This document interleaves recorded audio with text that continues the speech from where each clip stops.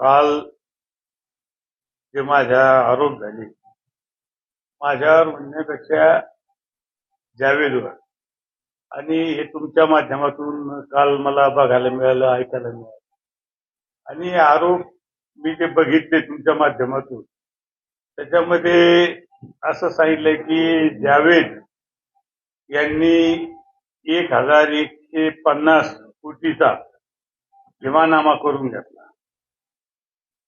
आणि हिवानामा केला आणि आमदार आपला खासदार संदीपान भुमरे यांचा जो चालक आहे तो माझा चालक आहे, याच्यात मी काही नाकारत नाही. पण मला एक सांगायचं की अंबादास दानवे यांनी पूर्ण माहिती घेऊन हे आरोप करायला पाहिजे. अंबादास दानवे यांनी कुठलीही माहिती न घेता, कुठलाही अभ्यास न करता हे आरोप माझ्यावर आणि माझ्या चालकावर केले.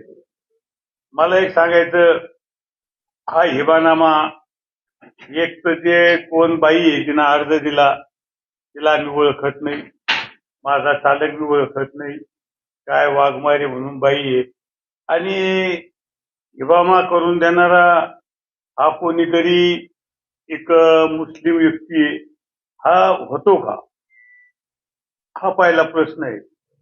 दुसरी गोष्ट की माझ्या चालकाचं जन्मतारीख ही 1984-85 आणि हिबानामा हा 1971 मध्ये झालेला आहे. आता मला सांगा, माझ्या ड्रायव्हरचा जन्म, मी त्याला विचारलं तुझा जन्म कधीचा आहे, तर त्यांनी मला सांगितलं 84-85 माझा जन्म आहे. आणि मग मला सांगा, हा हिबानामा जो झाला हा 1971 मध्ये झाला. मग त्यावेळेस जावेद हा जगात होता का? त्यावेळेस हिबानामा झाला त्यावेळेस हा जावेद हिबानामा तर होतच नाही. म्हणजे बाई कोण आहे? हिंदू. आणि जमीन कोणाची आहे म्हणतात? मुस्लिम व्यक्तीची. मग हा हिबानामा होतो का? हा एक विषय. दुसरा विषय, हिबानामा जे अर्जात म्हटलेले की 1971 मध्ये झाला. माझ्या चालकाचा जन्म 84-85 आहे. मग हे कसं शक्य आहे? हे कसं होतंय? हे याचे आपण सुद्धा पडताळणी आपण केली पाहिजे, ह्या मताचा मी. आता तुम्ही त्यांना विचारा ना, हे कसं, तुम्हीच त्यांना विचारा. 1971 मध्ये हिबानामा झाला म्हणतात.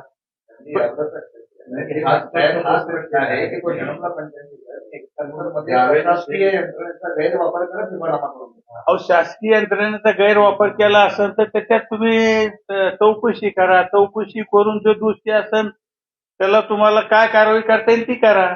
मला एक सांगा ना, 1971 मध्ये झाला, मग शासकीय याच्यात काय संबंध आला? पहिली गोष्ट, होतो का हिबानामा?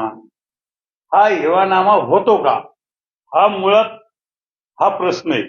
आणि हिबानामा जो झाला 1971 मध्ये झाला म्हणतात अर्जात. काय आम्ही तर काही ओळखीत नाही, मी माझा काही संबंध नाही, माझा चालक आहे पण चालक ओळखीत नाही. चालकना काल बाईट दिली, तुम्हाला चालकानं सांगितलं मी जाटवाड्याला कधी गेलो नाही आणि ते कोणतं गाव आहे दुसरं, जोगवाडा, त्या गावाला कधी गेलो नाही. आता मुळात मी कागदपत्र काल काढायला सांगितले ज्यावेळेस तुमच्या माध्यमातून बातम्या आल्या. 174 हा गट नंबरच नाही.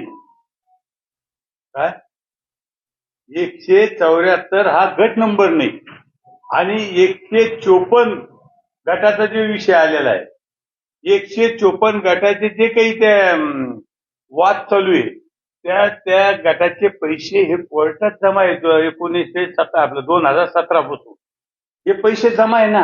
कोणते? मला सांगा, जो गटच नाही, गट फक्त 171 पर्यंत आहे. किती तुम्ही समजून घ्या, किती? माझ्याकडे त्याचं हे सगळं पेपर्स आहे माझ्याकडे. जर गटच 171 आहे, 174चा हिबानामाचा काय प्रश्न आला? आणि 154 गट जे आहे, 53-54 जे असत 54, तर त्याचे पैसे जे काही त्याचा जो मावेचा असत तो मावेचा कोर्टात जमा आहे आणि त्याचे ते जे मावेजाचे जे भांडणं चालू आहे ते वेगळे लोक नाव आहे त्याच्यात. माझ्याकडे ते नाव बी आहे पेपर त्याचे नाव आहे माझ्याकडे. तर गट नंबरच 1 ते 54 आहे.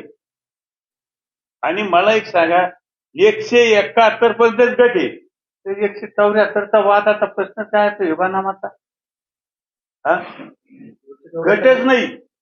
दोन्ही गावात गट नाही. नाही तुम्ही माझ्याकडे पेपर आहे सगळे मी पेपर काढून आणले ना अधिकारी पेपर आहे आणि अधिकाऱ्यांना तुला त्या बैला उत्तर दिलेले लेखी लेखी उत्तर दिलेले.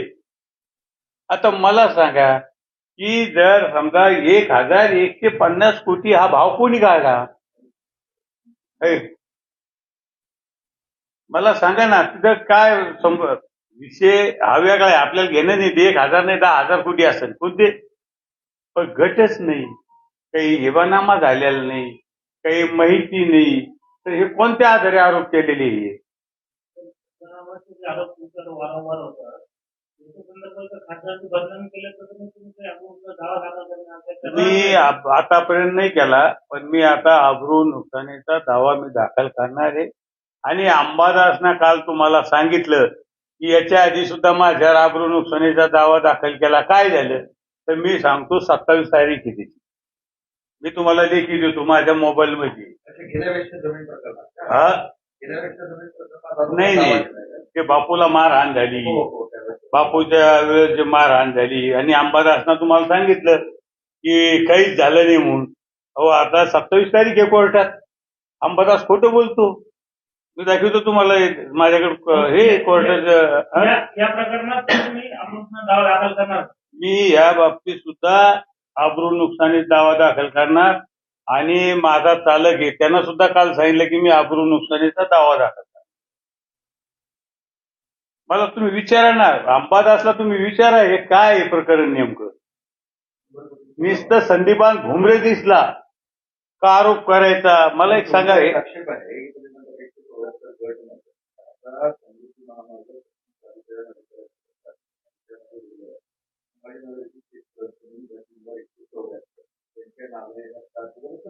आहे ना माझ्याकडे आहे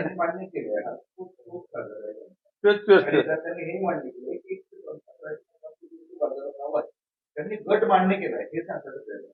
मी काय सांगतो माझ्याकडे जे लेखी त्याच्यात ते उत्तर दिलेलं आहे ना. नाही त्याच्यात जे पेपर आहे ना त्याच्यात हे नाहीच ना. त्यांनी पेपर पण खोटे बनवले आता त्यांना माहित ते काय केलं ते हवा मी कशाला बोलू हवा येते त्याच्यात बघा ना तुम्ही 174 गट नंबर आहे का. त्याचा अर्थ आपला ड्रायव्हर त्या भागात जमीन घेतलीच नाही. घेतली नाही मी 1000% सांगतो कारण तो सांगतो त्यांना स्वतः बाईट दिली ना. आता मला माझा ड्रायव्हर आहे पण मी त्याला खात्रीपूर्वक विचारलं काही तुमचा व्यवहार झालेला आहे का. तो म्हणजे साहेब मी त्यावेळेस ह्या जगातच नव्हतो माझा जन्मच 85चा आहे 84-85चा आणि ह्या काहीतरी जो आरोप येतो 1971चा आहे. आणि त्या बैला मला वाटतं सक्षम अधिकाऱ्यांना उत्तर सुद्धा दिलेलं आहे लेखी बरं का. लेखी उत्तर आहे माझ्याकडे त्या बैला जे उत्तर दिलं ना ते त्याचं माझ्याकडे पेपर आहे ते काय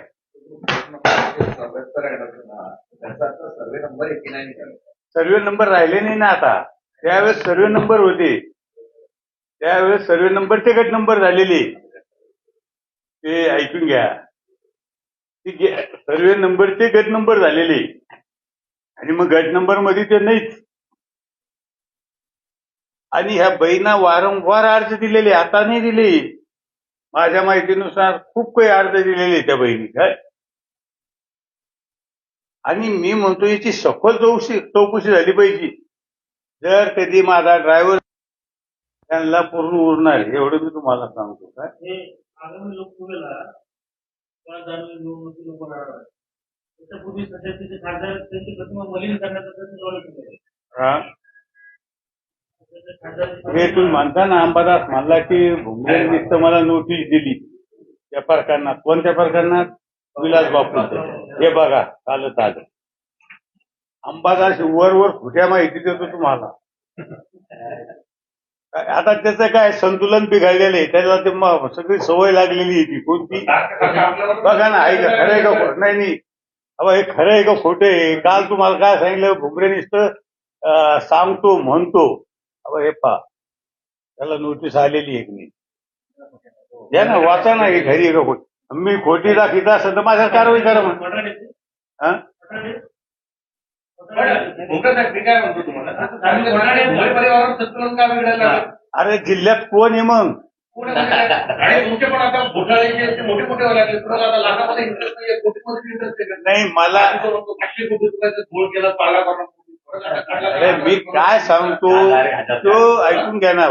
मी कोणता घोटाळा केला काय ना. आता एखादा समजा तू माझ्यासोबत राहतो रो, तो बाहेर काय व्यवहार केला मला माहितीये का? मी दोषी आहे का? पण असे गैरव्यवहार करणारी माणसं सोबत काय ठेवतात? अरे गैरव्यवहार केलाच नाही, झालाच नाही ना. जर गैरव्यवहार झाला असता तर मी सोबत ठेवणारच नाही ना. हा, पण तुम्ही जर एखाद्यानं गैरव्यवहार केलाच नाही, एखादा जावेद दुसऱ्या नावाचा राहू शकत नाही का? संदीपान एखादा दुसरा राहू शकत नाही, विकास राहू शकत नाही. मग काय विकास राऊत नावाचे किती आहे असे?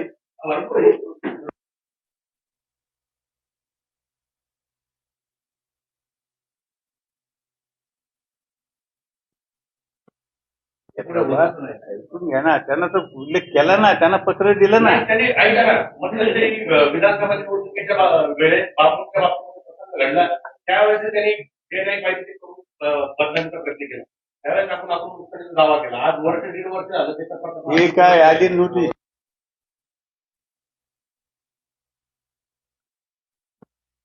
मग ही कालच आली ना. मी म्हणतोय की माझ्या ऐकून घे, राऊत राऊत कोर्ट आहे, कोर्टात ते हे मी काही कोर्ट नाही. बरोबर, पण आली ना नोटीस, 27 तारीख दिली ना. किती? 27/2 दिली ना. मग मला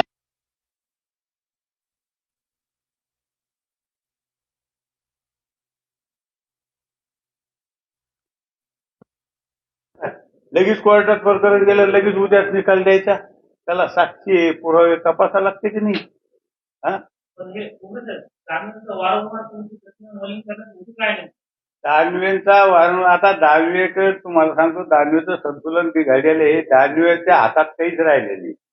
जिल्हा गेला, सगळा गेला, सगळं गेलं दानवेच्या हातून. तुम्ही पाहिलं असेल महानगरपालिका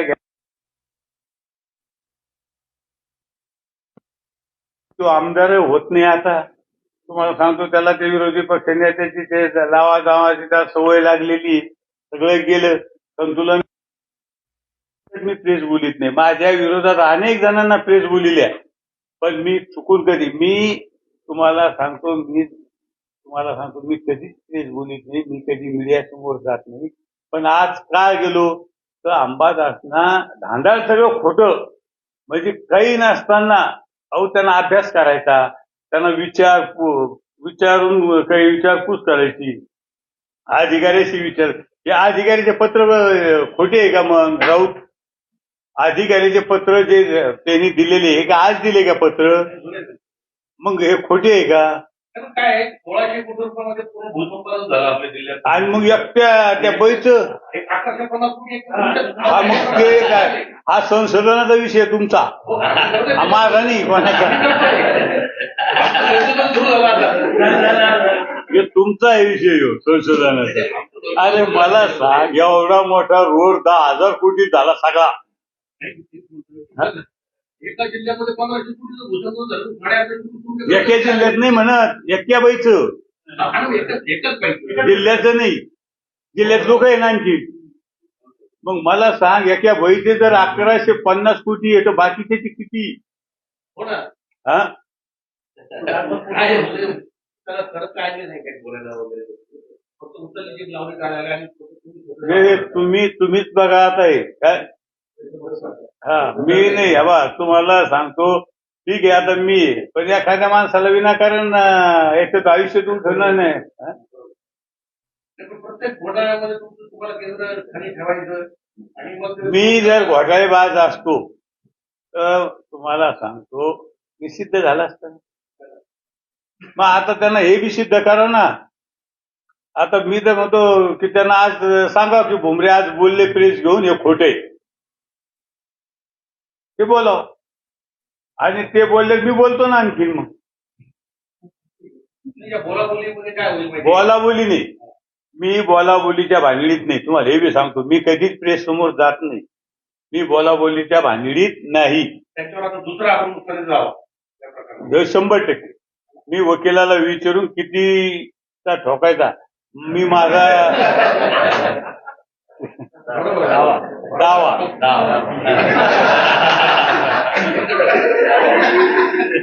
किती अब्रुनुसेनचा दावा ठोकायचा मी वकिलाला विचारून ठेवतो. आणि जावेद